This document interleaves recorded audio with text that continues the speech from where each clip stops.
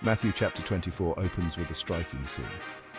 Jesus' disciples are marveling at the grandeur of the temple in Jerusalem. They point out its impressive architecture and intricate details. Little do they know Jesus is about to deliver a prophecy that will shake their world. He foretells the temple's utter destruction. This prediction would have been deeply unsettling. The temple was the heart of Jewish worship, a symbol of God's presence. Jesus' prophecy, however, was not meant to instill fear. It was a call to vigilance and spiritual preparedness. He wanted his followers to understand the times and recognize the signs. History testifies to the accuracy of Jesus' words. In 70 AD, just as Jesus predicted, the Roman army destroyed the temple. This event marked a pivotal moment in history, particularly for the Jewish people. The destruction of the temple was not just a physical event, it carried profound spiritual significance. It signified the end of an era, the end of the old covenant order. Jesus, through his death and resurrection, had ushered in a new covenant. This new covenant was not bound by physical structures like the temple. It was a covenant of the heart, written on the hearts of believers. The destruction of the temple in 70 AD was a cataclysmic event. It sent shockwaves throughout the Jewish world. The temple, once a symbol of God's presence, lay in ruins. Many struggled to comprehend the magnitude of this event, yet for those who had heeded Jesus' words, there was a sense of somber understanding. They recognized it as the fulfillment of prophecy.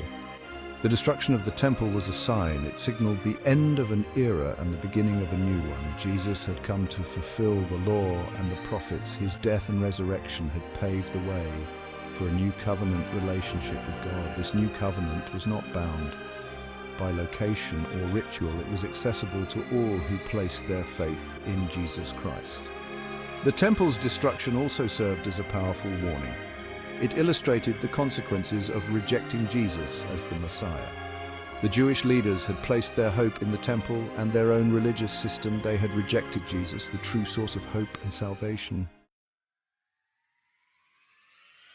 Jesus didn't shy away from speaking about difficult times. He knew his followers would face challenges and persecutions.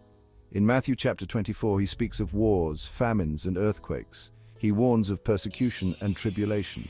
These, he says, are like birth pangs, signaling the coming of something new.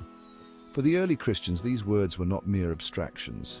They were living through intense persecution.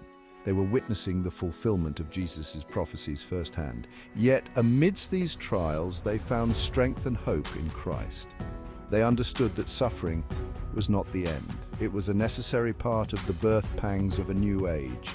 The message for believers today is clear. We too will face trials and challenges. We may encounter persecution for our faith, but we must remember that these trials are not signs of God's abandonment. They are opportunities for growth and refinement. As we endure these trials with faith, we are being prepared for the glorious future that awaits us.